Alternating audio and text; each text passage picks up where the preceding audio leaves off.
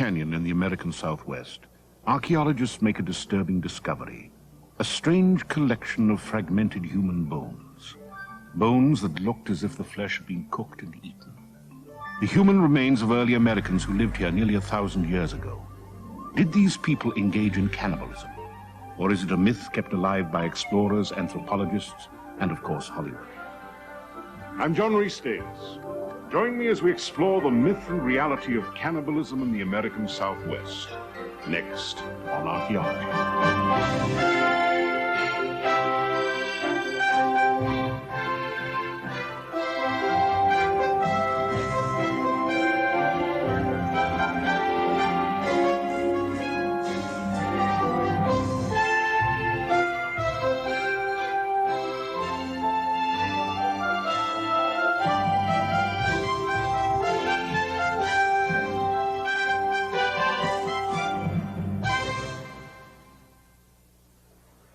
This is the Colorado Plateau, where Colorado meets New Mexico, Utah, and Arizona. 1,000 years ago, it was home to the Anasazi people, and it was here that the strange collection of human bones with marks suggesting cannibalism were found. They've been most recently analyzed by archaeologist Tim White. The Mancos Canyon assemblage comprises around 30 people, children, women, men. Their remains are highly fragmented. They were really exploited for their nutritional value. What happened there is cannibalism.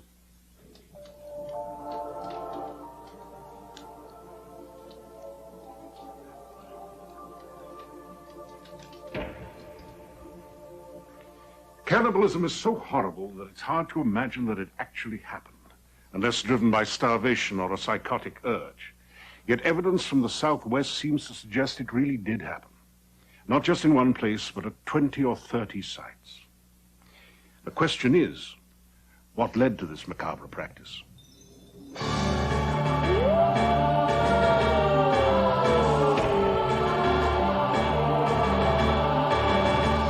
Cannibal has one virtue: he will generally tell the truth.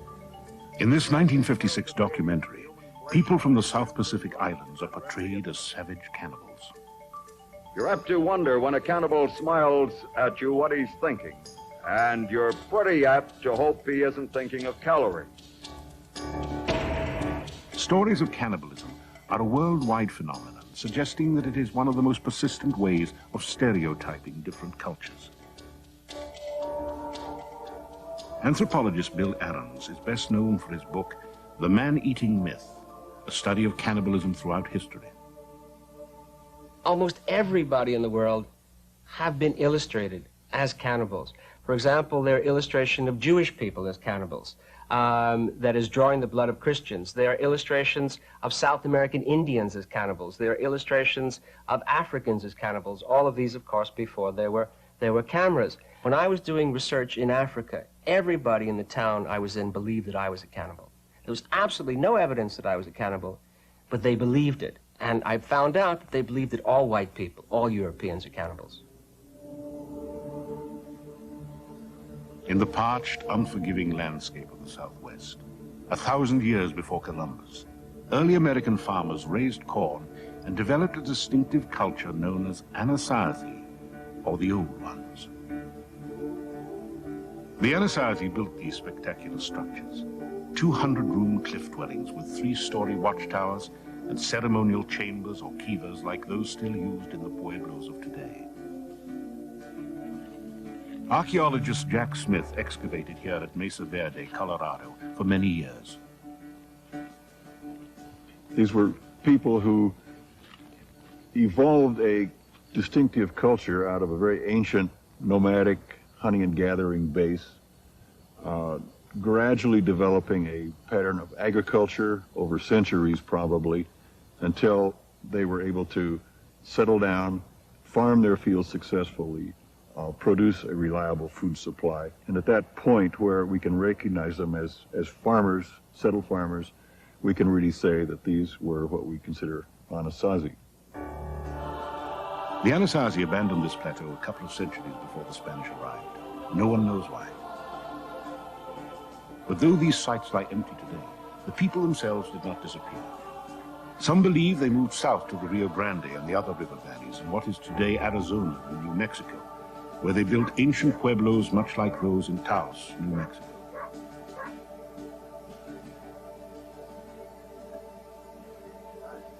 Well renowned for their architecture, pottery, and jewelry, the brilliant work of the Southwest Native American potters and silversmiths is eagerly sought by tourists and collectors.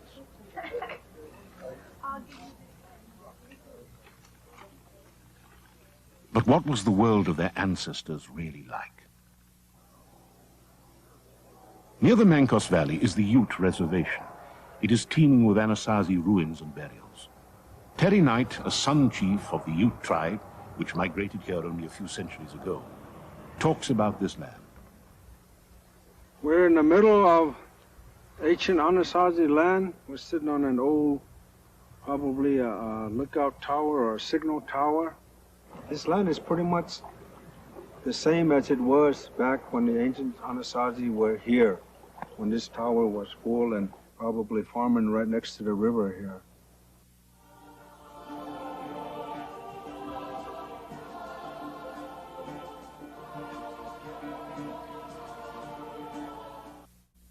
In 1973, a dig was mounted at a small Pueblo ruin near the Mancos River.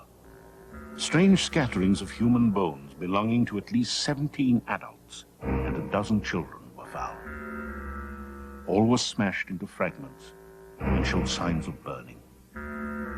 Later, over a dozen more sites with similar bizarre bone evidence were found. In 1984, Tim White began his intensive detective work on the Mancos site.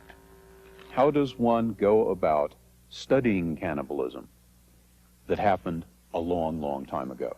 And the answer to that is we go to the bones. In the absence of any other ethnographic evidence or eyewitness accounts, White began his exhaustive study of prehistoric cannibalism at Mancos. Some of the sites have more than 30 individuals. They're men, women, and children. And they're fundamentally different from the mortuary remains we find at the very same sites. Because at the very same sites, we find extended burials, accompanied by grave goods, very considerate burials, where great respect was given to the dead. And that's not the evidence I'm talking about here. The evidence I'm talking about comprises bone assemblages, where the bones are fragmented almost beyond recognition.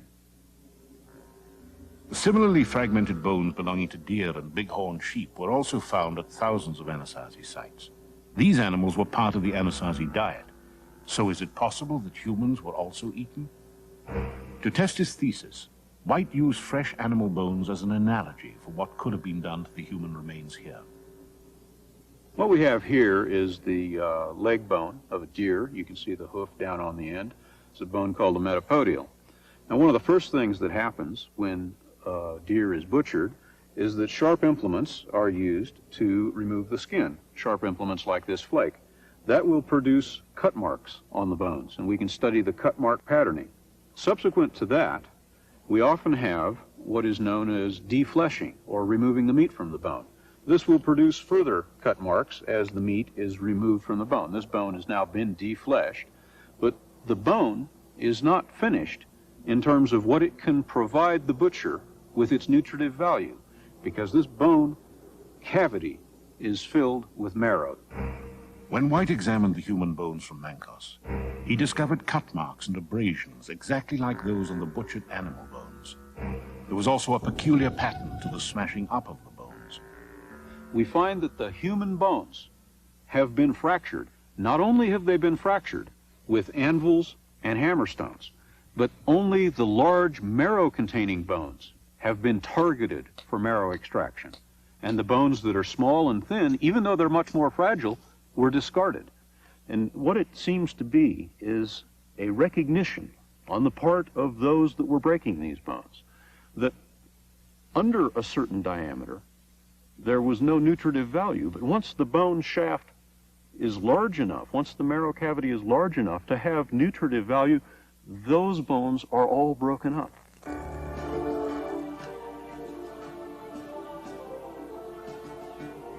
How could the people who built these graceful cliff dwellings and designed and crafted this unique pottery have practiced cannibalism?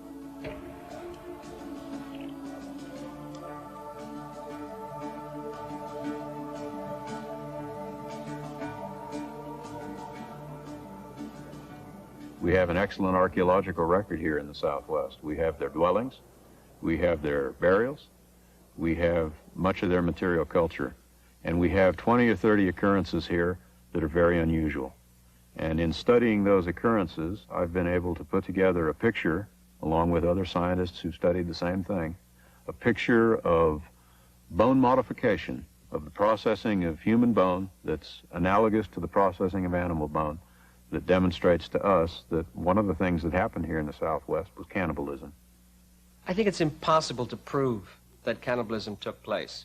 What you can prove are the bones are in a certain condition. And without being able to tell exactly what the people did to produce bones in that sort of state, I don't really think it's wise to conclude that these people were cannibals. We really don't know what they were doing. And I think in this instance, despite the fact that Tim White was extremely careful in his analysis of the literature and his analysis of the artifacts, I think he was seduced by the notion of cannibalism. In that I think it was inevitable that he concluded that these people were cannibals. I think that's the case because there wouldn't be any news if he concluded that they were not cannibals.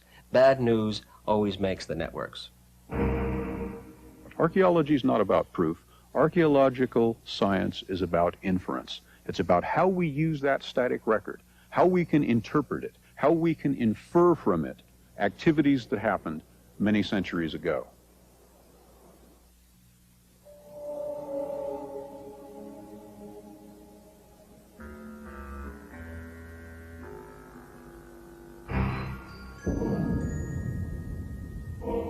After these bones had been fractured for their marrow, there is still fat and grease in these bones. It's well known ethnographically that people exploit this by boiling the bones.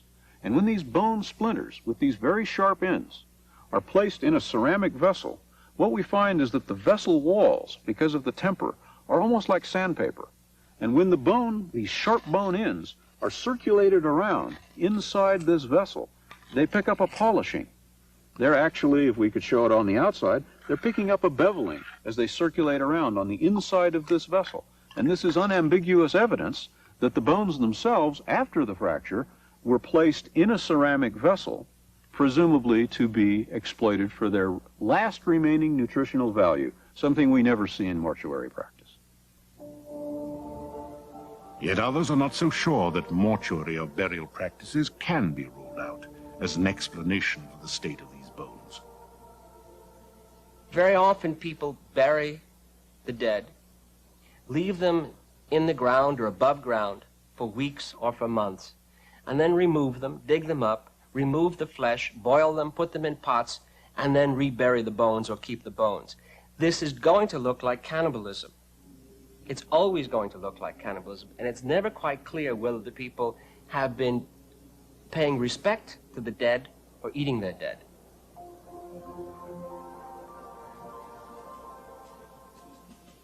And what about warfare to explain the pattern of the bones? We know that sometimes after battles, the Plains Indians battered and mutilated the corpses of their enemies.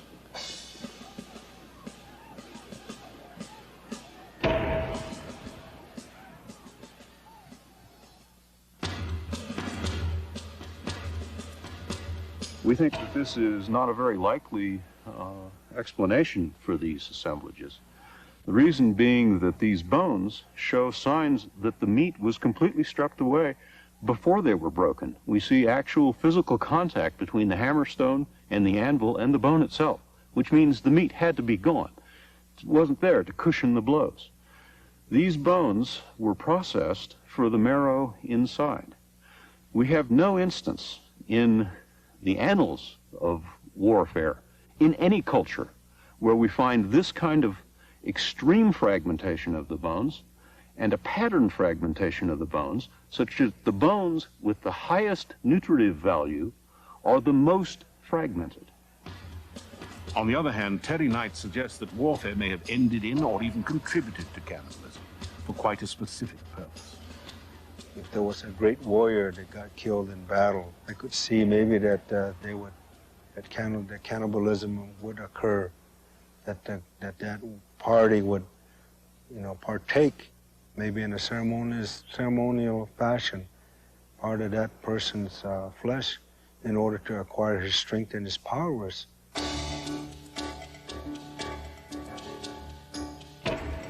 What is it that has captivated our psyche about this grim practice?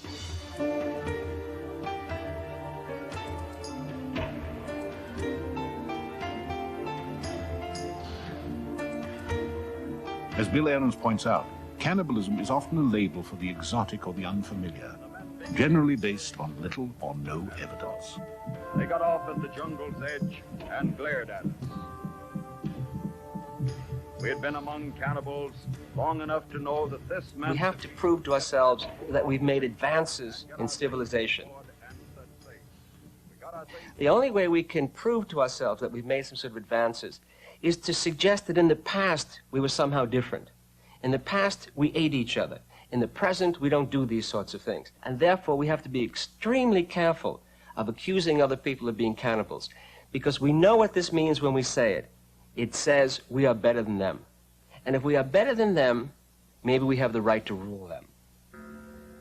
But cannibalism has existed in recent times, when human survival has been at stake. In 1972, a plane carrying a team of soccer players crashed in the Andes, and for 70 days they were stranded. 16 survived and told a grim tale of resorting to cannibalism on their dead teammates in order to live.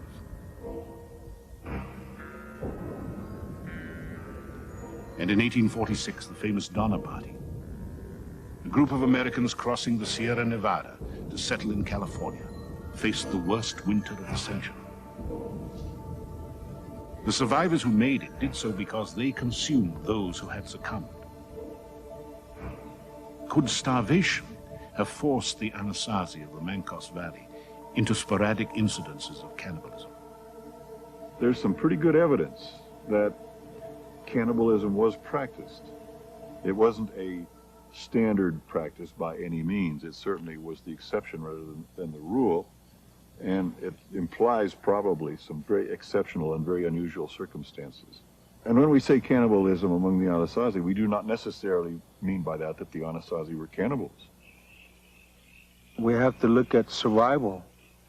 Survival instincts, a lot of taboos are not adhered to. You can imagine 1,000 years ago, just 1 year of drought, what it could do to a whole tribe or a whole group of people. Maybe it was an honor to be cooked and eaten then, so that the tribe can live. Can we ever know exactly what happened? Where we have no evidence other than bone remains. No accounts, no diaries, no survivors, no one who was there then to tell us now. When it comes to the realm of explaining exactly what happened there, who were the people who did this, who left this refuse on the floor? This is something that right now, as an archaeologist and as a physical anthropologist, I can't explain. All I can do is to say to you, this indicates that cannibalism occurred around 1100 AD in the Mancos Canyon. To me, as a Native American, it really doesn't matter one way or another. Maybe it did happen, or, it didn't. It happens everywhere else. Why not in Anasazi? I don't think we can prove that the Anasazi were cannibals. So I think we should leave the subject alone and concentrate possibly on something more positive in the history of Native Americans than the possibility that they're actually eating each other. So the myths and stories of cannibalism have been with us since the beginning of time.